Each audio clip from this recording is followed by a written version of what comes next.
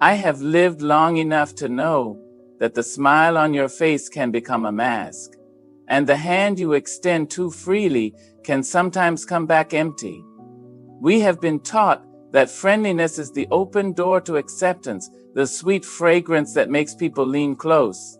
But I tell you now, there is a difference between kindness and surrender, between warmth and the fire that consumes your own spirit. I have seen souls bend themselves into shapes so unnatural, so desperate to please, that they forgot the sturdy backbone of their own truth.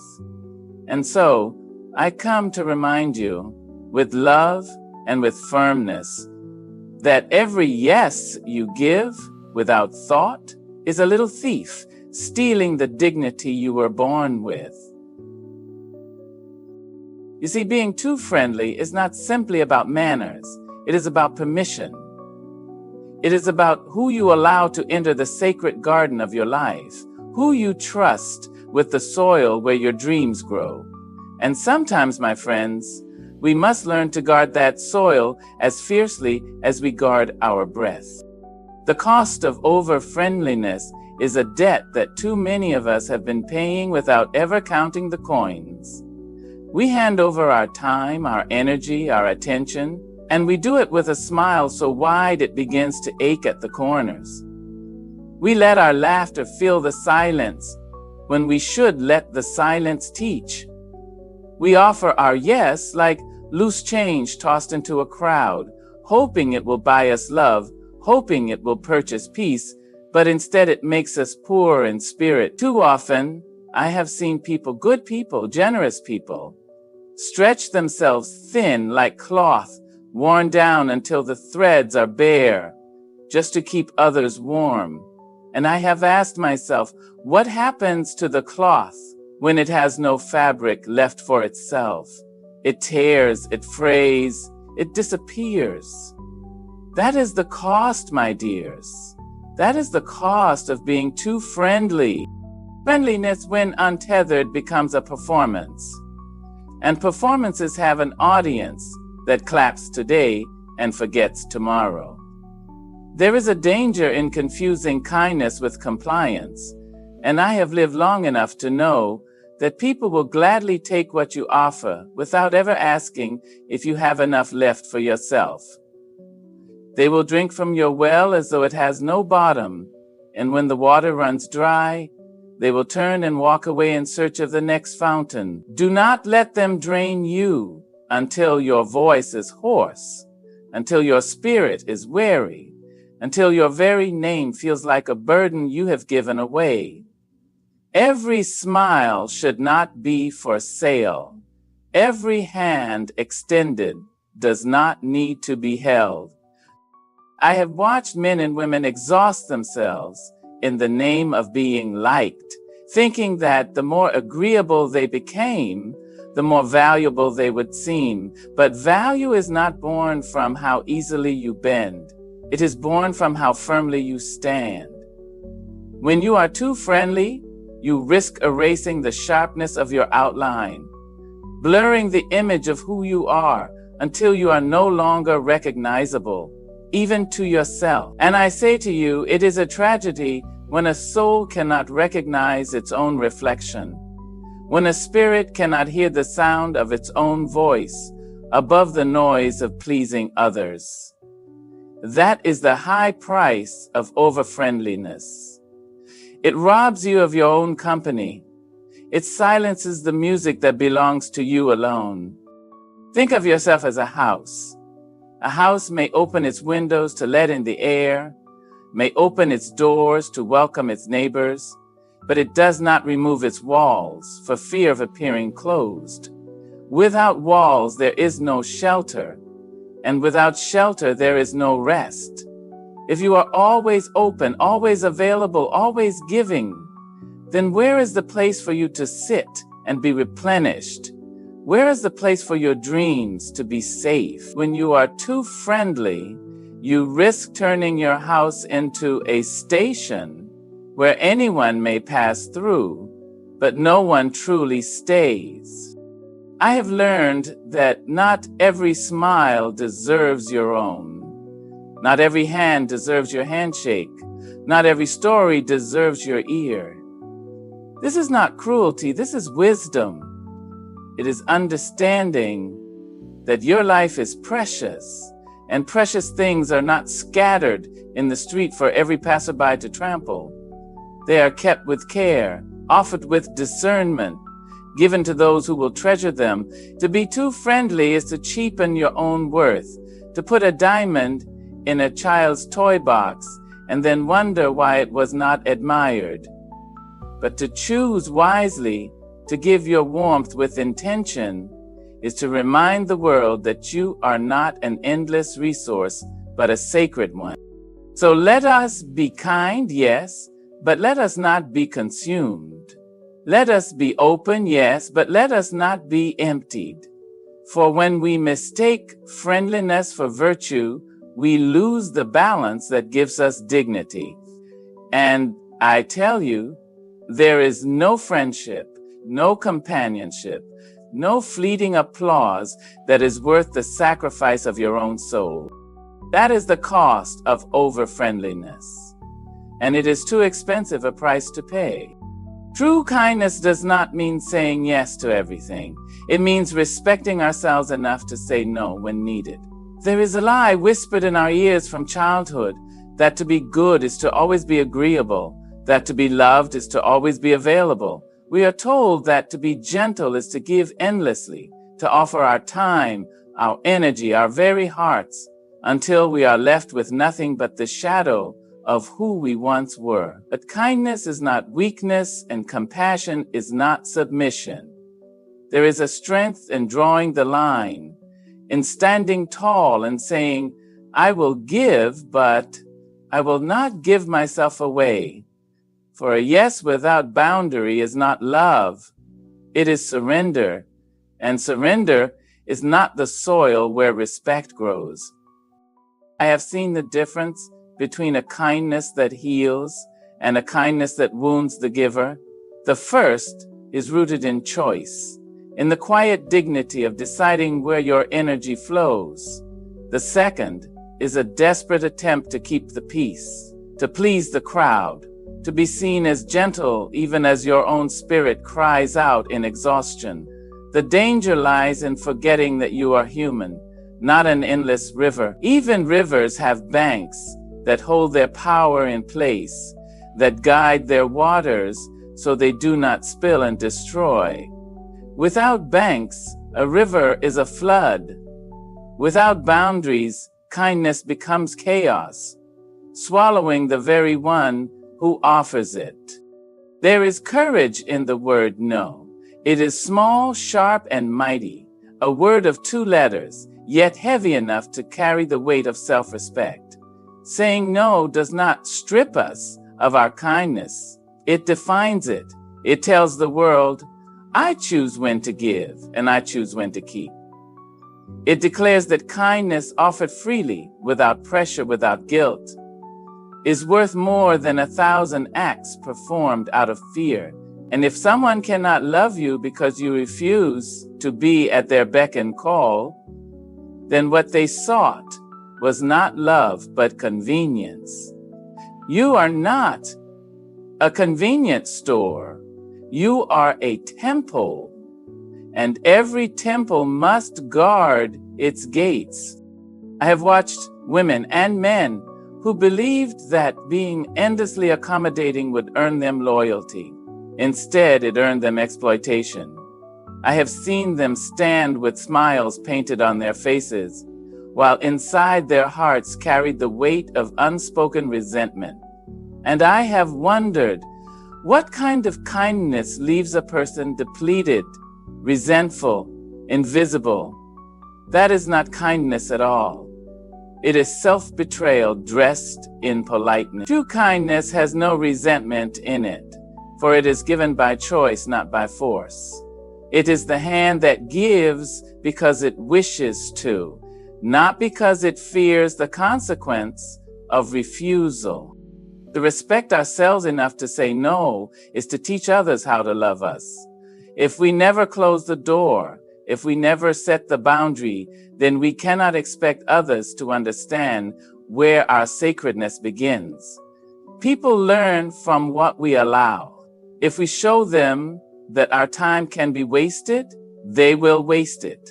If we show them that our spirit can be drained, they will drain it. But if we show them that our kindness flows within the riverbanks of self-respect, then they will see that our giving is not a demand, but a gift. And a gift, when given with freedom, holds more beauty than all the forced sacrifices in the world. So let us not confuse kindness with surrender. Let us not mistake constant giving for constant love. For the most generous gift we can offer the world is not our unending compliance, but our whole and healthy selves. To love ourselves enough to say no when the spirit is weary, when the soul needs rest, when the heart requires care, that is the highest kindness. It is kindness to ourselves first, and in that truth, we become able to offer love that does not fade, that does not sour, that does not break us in the offering. And so I say, hold your kindness with dignity. Let it be strong, not weak, deliberate, not desperate. For kindness without boundary is not kindness at all. It is only surrender. And surrender is too costly a disguise to wear in the name of love. Choosing carefully whom you let close is not arrogance, it is wisdom. The world will tell you that to be selective is to be cold, that to guard your company is to walk in pride. But I have lived long enough to know that the circle you keep shapes the spirit you carry. The people you invite into your inner chambers will either nourish your soul or drain it until you are but a husk of your former self. And so to choose wisely is not a selfish act. It is a sacred act of survival. It is the quiet recognition that your heart is not a public square, but a sanctuary, and not everyone who knocks deserves to enter. I have watched lives unravel because of careless company. A kind soul, eager to be loved, opened their arms to anyone who smiled their way, and soon they found themselves entangled in webs of jealousy, betrayal, and misuse. And I have also seen lives bloom when a person had the courage to say, "Not everyone is meant to walk beside me. You must know that not every voice deserves to whisper into your dreams. Not every hand deserves to shape your future. Some come with honeyed words, but poison in their intentions.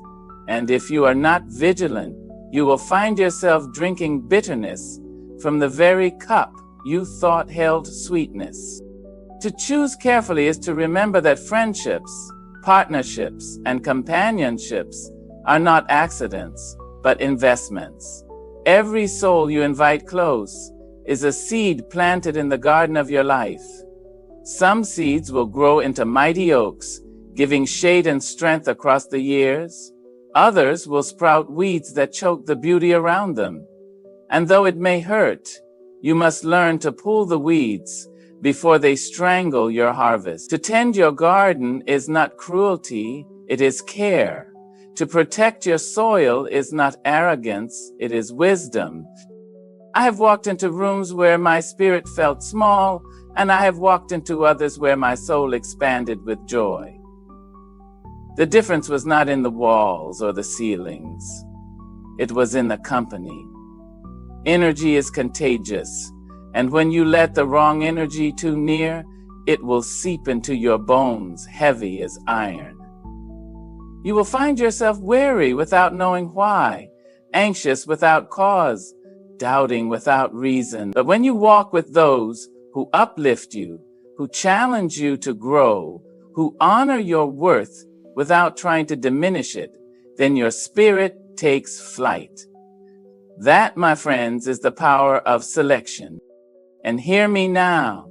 There will be those who call your discernment pride. They will tell you that your standards are too high, that your circle is too small, that your care for your own peace is too great. Do not listen, for those who love you truly will not begrudge you your boundaries. They will celebrate your strength. They will honor your care, and they will cherish the place they hold in your life. It is only the unworthy who cry out when the door is closed, for they never sought to nurture your soul, but only to take from it. So I say, choose with care. Guard your spirit the way a jeweler guards his diamonds, the way a shepherd guards his flock, the way a mother guards her child. Your life is precious, your time is fleeting, and your soul is irreplaceable. Do not waste them in the company of those who cannot see your worth. For when you choose wisely, you do not walk alone. You walk with strength, with peace, with dignity, and there is no greater companion than that. When we honor ourselves, others learn how to honor us too. Life has taught me that the world will often treat you in the same way you treat yourself. If you carry yourself with dignity, if you walk with the steady assurance that your worth is not up for negotiation, then people will recognize that worth. But if you bend too low, if you whisper your value instead of declaring it, the world will echo your silence. Respect begins not in the mouths of others, but in the marrow of your own bones. It is born in the way you rise in the morning, the way you speak your own name, the way you refuse to shrink in the presence of those who would prefer you small. I have seen people give everything away, time, heart, voice, soul, in the name of friendship or love, believing that endless sacrifice would purchase respect. But respect cannot be bought with suffering. It cannot be bartered with silence. True respect is earned, not from how much you surrender, but from how deeply you surrender your truth. If you honor your boundaries, others will learn not to trespass them. If you speak with clarity, others will learn to listen. And if you treat yourself with care, with tenderness, with reverence, then others will see you as something sacred, not something to be used and discarded. We teach people how to treat us by the example we set with ourselves. Imagine for a moment a finely crafted violin, polished and cared for, its strings tuned to perfection. No one would dare toss it aside. No one would dare handle it with careless hands, because its care speaks for it before it ever plays a note. And yet how many of us treat ourselves like discarded instruments, wondering why others fail to hear our music. If you do not treat yourself as precious, the world will not pause to disagree with you. But if you carry yourself like a song worth hearing, like a soul worth knowing, then even those who would doubt you must listen. There is no arrogance in honoring yourself. Arrogance shouts, but dignity stands silent and unshaken. Arrogance demands respect, but dignity inspires it. When you walk in dignity, you do not have to insist on being seen. The world cannot help but see you. And when you honor yourself with dignity, the right people will be drawn to you, not for what they can take, but for what they can share. Those who do not respect you will fall away, for they cannot thrive in the presence of a soul that knows its worth. I have sat with women who apologized for wanting more, who whispered their dreams as though the world might punish them for daring to hope. I have listened to men who carried their burdens quietly, afraid to ask for care, afraid that their needs made them weak. And I have told them again and again that to honor oneself is not selfishness, it is survival. It is the first step toward freedom, to declare, I am worthy of care, I am worthy of love, I am worthy of respect, is to break the chains of every voice that ever told you otherwise. And so I say, carry yourself as one who knows their value. Stand as one who has already been chosen by life, by creation, by breath itself. For when you honor yourself, you remind the world how to honor you. And that lesson, once taught, can never be forgotten. It will echo in the hearts of all who meet you, and it will shield you in the times when storms come to test your strength. Because respect begins within, and when it begins within, it cannot be taken away. We can walk into a room with warmth without offering ourselves on the altar of approval. Too many of us have confused presence with performance, believing that to be accepted, we must smile until our cheeks ache, laugh when our hearts are heavy, and agree when our spirits whisper no. But true presence needs no such sacrifice. True presence does not bow to every demand, nor twist itself to fit the mold of every room it enters. Presence is the quiet fire that burns within, the light that fills the space without apology, without bending, without begging. It is warmth rooted in authenticity, not in desperation. I've seen the difference between a person who enters a room trying to be liked and one who enters a room simply being themselves. The first strains under the weight of expectation, scanning faces for approval, waiting to be told they belong. The second carries their belonging within them, and the air shifts when they arrive. People draw close, not because of flattery or false friendliness, but because truth has entered the room. And truth always draws attention. The warmth of such a person does not come from saying yes to everyone, but from radiating a peace that is not for sale. When we offer ourselves on the altar of approval, we become performers, actors on a stage built by other people's desires. And I tell you, that is the most exhausting role of all, for the applause never lasts and the curtain always falls. But when we stand rooted in ourselves, when we carry into every room the dignity of knowing who we are, then our presence is enough. We need not perform, we need not plead, we need not prove. Our very being becomes the offering, and that offering is more radiant than any forced smile or empty word. Presence without pleasing is a strength that grows from the soil of self-respect. It is the knowledge that you need not diminish your flame to make others comfortable, nor overextend your warmth to be loved. A fire does not ask permission to burn, it simply burns. And in its burning, it gives light, it gives heat, it gives comfort.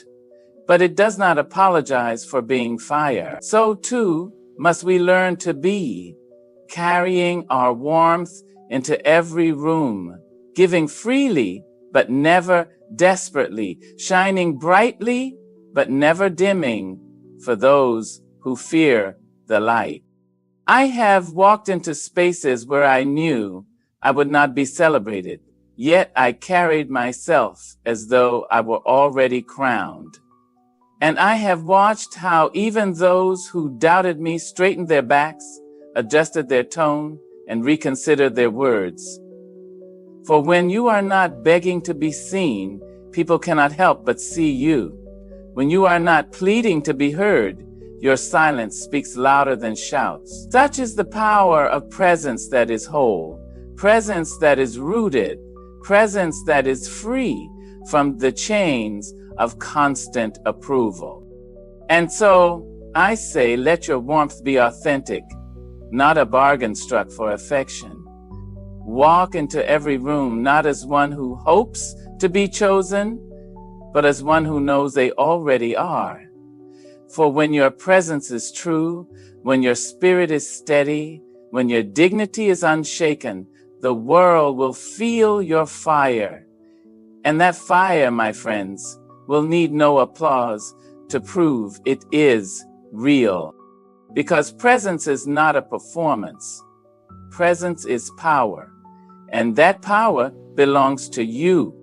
My friends, I have spoken of the cost of being too friendly, of the sacred power of boundaries, of the wisdom of choosing with care, of the dignity that begins within, and of the strength of presence without pleasing. All of these truths flow together into one. You are worthy, worthy of respect, worthy of peace, worthy of love that does not demand you trade yourself away. You do not have to smile when your soul is weary, nor open your doors to every passing stranger, nor shrink to fit into a room that cannot hold your fullness. You were born with a light, and that light was never meant to flicker at the mercy of others.